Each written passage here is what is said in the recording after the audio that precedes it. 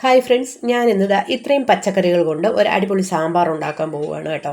എന്തൊക്കെയാണെന്ന് പറഞ്ഞാൽ വെള്ളരിക്ക, ചെറിയ ഉള്ളി, തക്കാളി, ക്യാരറ്റ്, ഇത്രയും മാത്രമേ ഉള്ളൂ നമ്മുടെ സാമ്പാറിന് ഐറ്റംസ്. ഓക്കെ, ആദ്യമായിട്ട് ഇതാ ഈ പരിപ്പ് ഒന്ന് ജസ്റ്റ് ഒന്ന് ഞാനൊന്ന് കഴുകിയെടുക്കട്ടെ. കുക്കറിൽ കഴുകിയെടുത്ത് അതിൻ്റെ കൂടെ ഒരു പീസ് കായവും കൂടെ ഇട്ട് ഞാനൊന്ന് കുക്കറിലോട്ടൊന്ന് വയ്ക്കട്ടെ. ഇതാ ഒരു 1.5 ഗ്ലാസ് വെള്ളവും പരിപ്പും കായവും കൂടെ ഇട്ട് ഞാനൊന്ന് ഒരു 3 വിസിലൊന്ന് കേൾപ്പിച്ചെടുക്കട്ടെ. ഇതാ പരിപ്പ് വെച്ചിട്ട് ഒരു 3 വിസിൽ കേട്ടു. പരിപ്പെല്ലാം നല്ലവണ്ണം വെന്ത് നല്ലവണ്ണം ഉടഞ്ഞിട്ടുണ്ട്.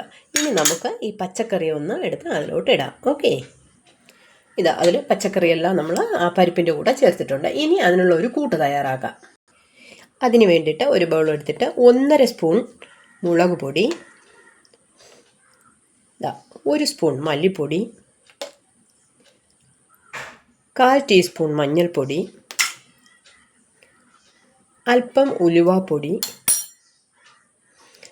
ആവശ്യത്തിന് ഉപ്പ്, ഇത്രയും ചേർത്ത് നമുക്കൊന്ന് കൂട്ടൊന്ന് മിക്സ് ചെയ്യാം.